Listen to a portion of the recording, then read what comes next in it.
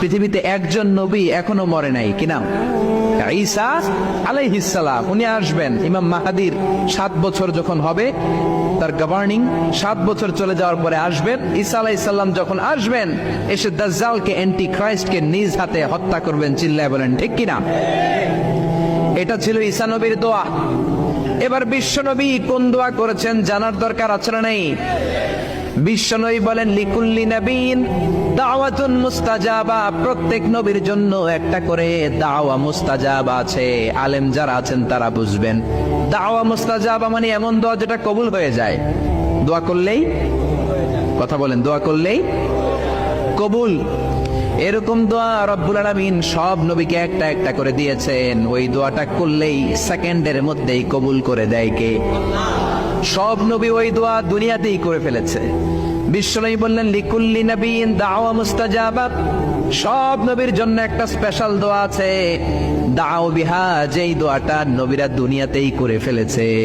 ওয়া ইন্নী আখতাবিউ দাওয়াতি শাফাআতান লি উম্মতি ইয়াউমাল কিয়ামাহ। আল্লাহু আকবার।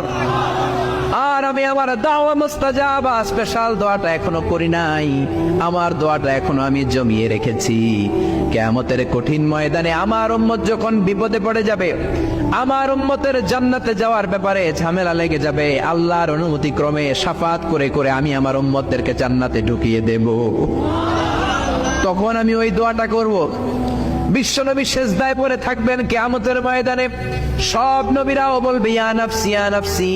কেউ যখন আল্লাহর কাছে যেতে পারবে না, সবাই মিলে বিশ্বনবীর কাছে যাওয়ার পরে বিশ্বনবী তখনও মাথা তুলবেন না। বিশ্বনবী কপাল ঠুকে কেঁদে কেঁদে বলবেন, রব্বি হাবলি উম্মতি। ও আল্লাহ, আমার উম্মতকে আপনি মাফ করে দেন। সুবহানাল্লাহ। আল্লাহ বলবেন, নবী ইরফা রাসাক, মাথা উঠান, সাল তুতা, আজকে যা চাইবেন তাই দিব। ইশফা তুশাফা, যারাই শাফাত করবেন আমার অনুমতি ক্রমে কবুল করে নিব। সুবহানাল্লাহ। বিশ্বনবী চাইলে ওই দোয়াটা দুনিয়াতেই করতে পারতেন অন্য নবীদের মতো, ঠিক কিনা? অন্য নবীরা যেমনি নিজেদের প্রয়োজনে ওই দোয়াটা দুনিয়াতেই করেছে, আমার নবীকে ওই রকম করেছে নাকি? তার মানে আমার নবীর আমাদের জন্য মায়া বেশি না কম? আমার জন্য রেখে দিয়েছেন ওই দোয়াটা, আপনার জন্য রেখে দিয়েছেন দোয়াটা, আমাদের জন্য দোয়াটা রেখে দিয়েছেন। আমরা যখন কিয়ামতের ময়দানে বিপদে পড়ে যাব, বিশ্বনবী দোয়া করে করে আমাদেরকে জান্নাতে ঢুকিয়ে দিবেন, ঠিক কিনা? বিশ্বনবী দুনিয়াতে কম আঘাত সহ্য করেন নাই। যেই লোকটার বাইরের চামড়া থেকে রগ দেখা যেত, রগের ভেতর দিয়ে যে রক্তগুলো দৌড়াদৌড়ি করে সেটাও দেখা যেত। সুবহানাল্লাহ।